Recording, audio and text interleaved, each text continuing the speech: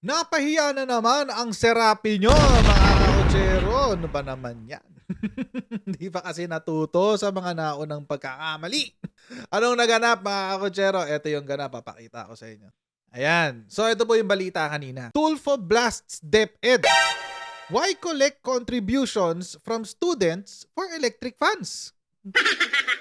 Alam niyo, mga kotsero, ito si Tulfo, ang laki-laki ng kinikita sa kanyang YouTube, ang laki-laki ng, di ko alam kung kinukuha pa niya yung sahod niya sa Senado. Tapos ang problema niya, electric pa ng mga classroom. Bakit hindi ikaw mag-donate? Okay. Panoorin. Basahin natin yung article. Senator Raffy Tulfo on Thursday, November 9, criticized the Department of Education for soliciting funds from students to buy school supplies and appliances such as electric fans for classroom use through the Parent Teachers Association, as these should be provided by the agency. Baka may basis naman kasi talaga to. Totoo naman na dapat ahensya ang nagpo-provide sa mga ganitong materyales. Dapat talaga school ang nag-aano yan. Baka naman may basis si Serapi nyo. Ito pala yung basis niya, legal basis niya, Art Republic Act 5546. Tulfo cited Republic Act 5546 or an act prohibiting the collection of contributions from school children for public, primary, intermediate, and high schools. The senators held a long list of complaints his office got from parents. Actually, nakakatawa yung nangyari dyan. Panoorin natin yung ganito yung nangyari. Panoorin natin. I really do, as much as possible during my watch as a senator of the Republic. Pero napagsabihan po ako noon na kung gusto ko pong baguhin yung polisiya ng pangolekta to PTA, gumawa na po ako ng batas. Okay. Now, I don't have to. Why? Trabaho mo yun? Ako na po, very clear na sa akin, na meron naman pala talagang batas. Okay. Lang yung batas na yun ay hindi na-implement. Republic Act 4206.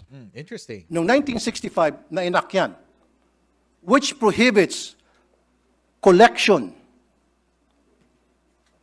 and even voluntary or otherwise Okay. from elementary schools sa public schools, except for Red Cross. Huh? Practice is different from what the law says. Okay. You can practice anything you want. Pwede mag-practice ang DepEd. Lahat ng klaseng practice na gusto nila. Pero dapat nandoon sa batas. Pero kung wala sa Motherhood batas statement, niya, then yung practice na yon ay labag sa batas. There is actually, Mr. President, no sandali po. prohibition. Sinabi mo kasi, fundraising. So pwede mag-fundraising. Pag si Raffy Tulfo yung nakasalang, extension talaga ng RTIA itong Senado. Diyos ko! Pero bago natin ipagpatuloy ang ating kwentuhan tungkol sa topic na ito, wag po nating kalimutan i-shoutout ang ating mga kaibigan sa Sendwave! Kung kayo po ay nasa US, UK, Canada, Italy, France, Spain, Ireland, and Belgium, ay pwede na po ay magpadala ng inyong mga remittances sa Pilipinas using Sendwave. Ang gagawin nyo lang ay download ng Sendwave app. Ayan, lagay nyo yung bank account details dyan sa loob. Pagkagawa nyo ng account. At pwede na po ay magpadala ng wala pong remittance fees sa GCash, Cash Pickup at iba't ibang mga bangko sa Pilipinas. At kapag ginamit nyo po ang promo code ng Coach Jared, ay makakakuha kayo ng karagdagan $20 free credit. Kaya yan po, mga kotsero, gamitin na po si Sendwave for all of your remittance needs. Ang DepEd, it's been a practice through the DepEd, magkakaroon silang fundraising under PD 603. Pero, Mr. President, Your Honor, sa PD 603, wala talaga ako makita rito, kahit na letter by letter, tinitingnan ko, wala talaga nagsabi rito na pwede mag-fundraising, na pwedeng humingi ng contribution, humingi ng tinatawag na voluntary contribution. Wala talaga. So it seems to me na yung DepEd ay gumagawa-gawa ng sarili nila ng guidelines sa isang batas. Gumagawa sila ng sarili nilang IRR. How? Mr. President, Paano? Anong sense nun, Sir Raffy? Gumagawa doon ang DepEd ng sarili nilang IRR. Alam nyo po, mga kotsero, Ang DepEd po, ang primary mandate nila is, of course, sa mga schools, management ng schools, pagsiguro ng seguridad ng mga bata sa mga public and private schools. Yun yung kanilang primerang mandato. Hindi nila kailangan palitan ng IRR kasi pwede naman sila maglabas ng circular. Hindi nila kailangan palitan ng IRR. Actually, Diyos ko, yung sinight pa niya na law is a different one. It's not even related to DepEd. Anyway, tuloy natin. Yung tsura ni Rapi. Si Rapi. Ito nangyari. President, I'll go back to what the Republic Act states. It prohibits collection and contribution from students. And so Okay. the policy of DepEd has been to allow the PTAs to follow their own guidelines wherein contributions among the parents are allowed. So to Okay. be clear, just to be clear, Mr. President, importante po na Abot ba si maliwanag yung assistant? pagsagot ko sa napakamahalagang tanong ng ating kasamahan. Bawal talaga ang pagkolekta sa estudyante, and that is being It is. honored by DepEd. In other words, hindi pwedeng maglabas ang DepEd, ang principal, ang teacher ng request or request for contribution na ibinibigay sa estudyante. Bawal po talaga 'yon. Bawal. So But kung bawal po, bakit po Correct. nangongolekta pa rin sila sa mga estudyante, especially po sa Mr. mga hirap? President, I would like to clarify, never po sila nangongolekta sa estudyante. Wala ho silang collection sa estudyante. Ang meron, so I'm that sorry, we I can beg to identify disagree. the issue. Mamaya ka na, Tulpo. Ito po, lahat ng mga nagsumbong sa akin. Sir, the These are issue, I don't these think are the list of parents na nagsumbong sa akin, Parang paulit-ulit. eskwelahan sa buong Pilipinas, na kung saan sila po ay sapilitang kinukolektahan ng mga electric fan at kung ano pang Alam nyo, ito si Tulpo has really a flair for the dramatic. Drama lang to eh. He really has a flair for the dramatic. As in, ano siya, pwede ka pang teatro, si Rapi. You really have a flair for grandstanding, a flair for the dramatic and all of that stuff. Naglabas pa ng lista, naghila pa ng listahan para mayroong audience impact. Mahabang listahan. So kung bawal po, bakit po Correct. nangongolekta pa rin sila? For audience impact. Especially po sa Mr. mga hirap. President, I would like to clarify, never po sila nangongolekta sa estudyante. Wala ho silang collection sa estudyante. Ang meron, so I'm that sorry, we I can beg to identify disagree. the issue. I beg to disagree, ma'am. Ito po, Yan, lahat ng mga nagsumbong sa akin. Sir, ang pathetic ni Sir Rapi. List of parents na nagsumbong sa akin Oh my God, it's so eskwelahan pathetic. sa buong Pilipinas na kung saan sila Di ba, ay sapilitang kinukolektahan hindi mo maisulong yung argumento mo ng maayos, dadaanin mo sa drama. ng mga electric fan at kung ano pang mga gamit go. na meron man pong budget sa MOE ang DepEd for those things. Mr. President, first of all, may I request that that list is Yes, submitted I'll be so more than that happy to we give it to can you. give it to DepEd kasi I believe they have committed in the hearing pa lang na any violation po, iimbestigahan naman po nila. They made that commitment po. The only item left for the discussion on the floor right now is yung authority mismo ng PTA. So any direct contribution o collection sa estudyante, talaga hong iimbestigahan nila. So tama, ang pagkaintindi ko, Mr. President, sa issue is, so si PTA ba pwedeng mangolekta? And ang sinasabi po sa atin ng DepEd, the policy since 1969 has been to recognize the PTA's authority to decide among themselves. They have their own rules, they have their own guidelines to do their fundraising, that is a generic term that I'm using, among the parents. Hindi to sa bata, hindi apektado yung pagpasok ng bata, hindi apektado ang Iling-iling pa. grade ng bata. Bakit ginagawa ng parents yon? Kasi kulang ang pondo. Yung sinabi ng ating kasamahan na Nasa MOOE yan, meron yan pambili ng electric fan. Idagdag ko na rin doon, ano yung mga kakulangan, di ba? Yung pagpaganda ng garden, driveway, entrance, kung ano pa man. Lahat naman po yan nilalagyan ng MOOE. Pero if I may call the attention of our chairman, talaga naman wala na ho tayo, nagbibigay ho tayo ng maraming pondo, but hindi ho talaga nakokompleto, no? In fact, ako na magsasabi, because baka may magtanong, yung mga repairs, no? Pagpalagay mo ng may electric fan dun sa loob ng classroom, o di ka yung picture na pinakita ni Senator Bongo, medyo bumagsak yung kisame. Lahat po yon falls under repairs of basic facilities. Pero natanggalan po yan ng pondo, na ilipat po sa ibang pondo yan, hindi ho ng Senado. So may mga issue po ganyan. I think, I want to assure our colleague that hanggat makakaya, sinusuportahan ng ating chairman yung ating recommendation to increase the MOOE. So that basic principle, I think everyone in the Senate supports His Honor, na mapondohan sana ng lahat na yan.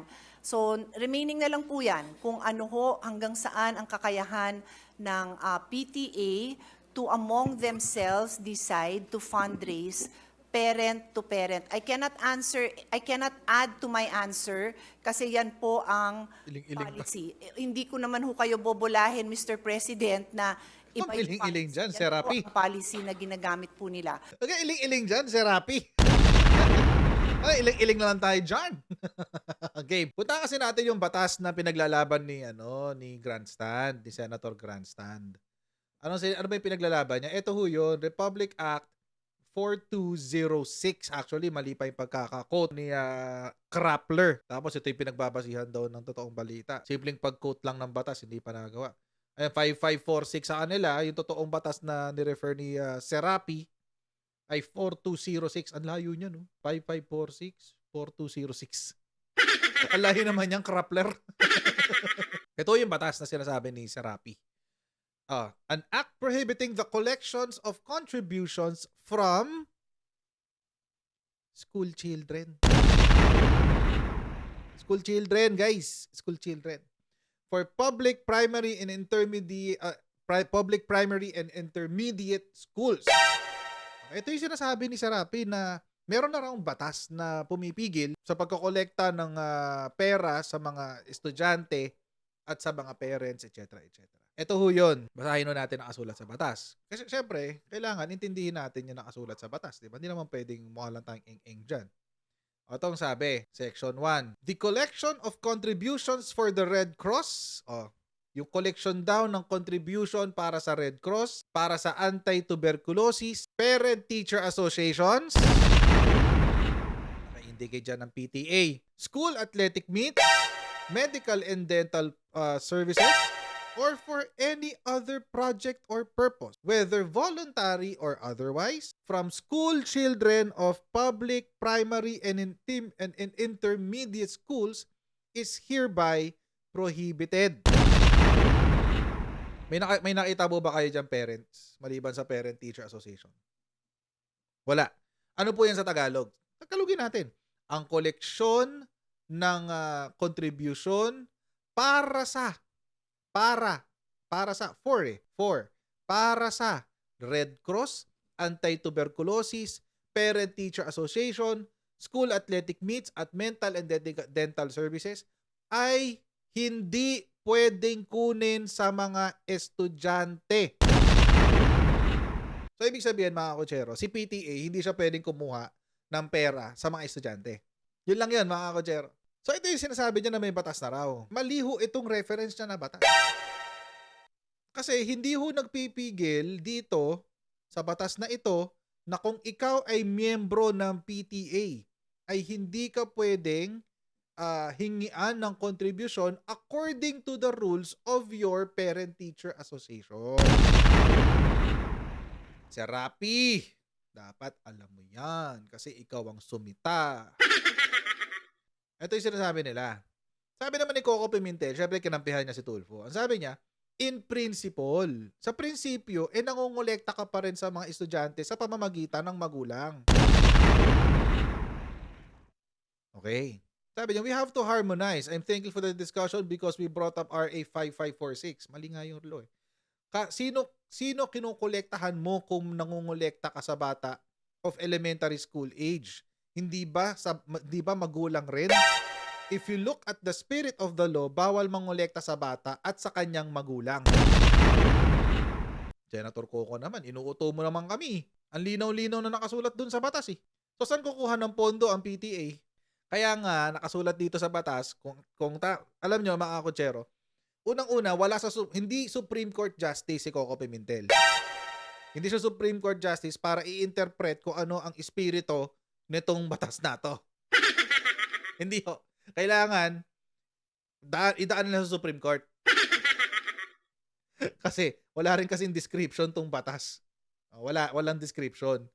Nakasulat lang dito, yung pangungulekta ng pondo ng Red Cross, anti-tuberculosis, PTA, etc. ay hindi kukunin sa estudyante. That's it. So, ang iniisip ni Coco Pimentel, by extension, dahil lang nagpapaaral sa mga bata ay ang kanyang magulang, para ka na rin humingi ng pera sa estudyante. Wala yun. Walang nakadikit yung identity ng parent sa anak. Walang ganun. Hindi pwedeng by extension. Di dapat, i-amendahan nyo to make it explicit. Kasi mga kutsero, sa PD 603, Presidential Decree 603, ito nakasulat sa home and the school. Basahin natin PTA Article 77. Parent-teacher associations. Every elementary and secondary school shall organize a parent-teacher association for the purpose of providing a forum for the discussion of problems and their solutions relating to the total school program and for ensuring the full cooperation of parents in the efficient implementation of such program. All parents, lahat ng magulang who have children enrolled in a school are encouraged to be active members of its PTA. Ang magulang daw ay pinahihintulutan na maging aktibo sa Parent-Teachers Association. So kung by extension, ang bata, pwede niyang i-representa ang kanyang magulang. Kasi kung sa pera, pwede mong gawin, di dapat dito pwede rin. Yung bata na lang attend sa PTA. Sen Coco naman, wag naman ganun. Wag ka tayo magbolahan dito. And to comply with whatever obligations and responsibilities such membership entails. Mag-comply daw sila sa kung ano mang rules meron ng kanilang PTA. So kung ang rules, kasama sa rules ay ang bawat magulang na miyembro ng Parent Teachers Association ay kailangan mag-contribute para matulungan ang paaralan sa iba't ibang mga bagay na kailangan ayusin, yun ang rule nila. Kailangan irespeto yun. Kasi nga, sila ay hiwalay sa hiwalay in a sense that they are separate in identity. Hiwalay ang pagkatao ng PTA sa pagkatao ng paaralan. So, hindi pwede ba extension dito tulad ng sinasabi ni Senator Coco? Mali. Ang weird na sinabi ni Senator Coco dito eh. And what do you know about the spirit of the law? Are you the author of it? No. Who can interpret it? The Supreme Court. Kaya lang, Serapi, bakit ka kasi nagdrama? Tata natin yun. Sana yung drama niya? Ba't ka kasi nagdrama ng ganito, Serapi? Ang pangit tuloy. Nagmukha kang trying hard eh. Kasi may ganyan. Dapat hindi ka nagumanyan, Serapi. Ang pangit kasi. Mas lalo kang hindi nakakakumbinsi. Ginagawa mong katatawanan ang nangyayari sa Senado? Wag ganun. Kawawa naman ang Senate. Huwag niya magawing katatawanan ng Senado. Hinalal ka ng mga more or less 20 million people. Hindi ko alam kung ba't kanila hinalal. Tapos ang makukuha nilang kalidad ng pagiging senador galing sa'yo, ganyan. Maggagawa ka ng drama-drama, theatrics inside the hallowed halls of the Senate. Ganon, Serapi. Idel Rapi. Wag naman ganon, Mr. Grandstanding. Wala, sayang talaga boto dito sa mama. Anyway, hanggang dito na lang po muna tayo sa video na ito. Maraming pong salamat sa inyong patuloy na pagsuporta sa ating channel. Huwag niyo pong kalimutan din i-follow tayo sa ating Facebook page para sa mga updates sa aking mga kinuha-content. At I'll see all of you in our next Coach Jared Live. Bye everyone. See you next time. Bye.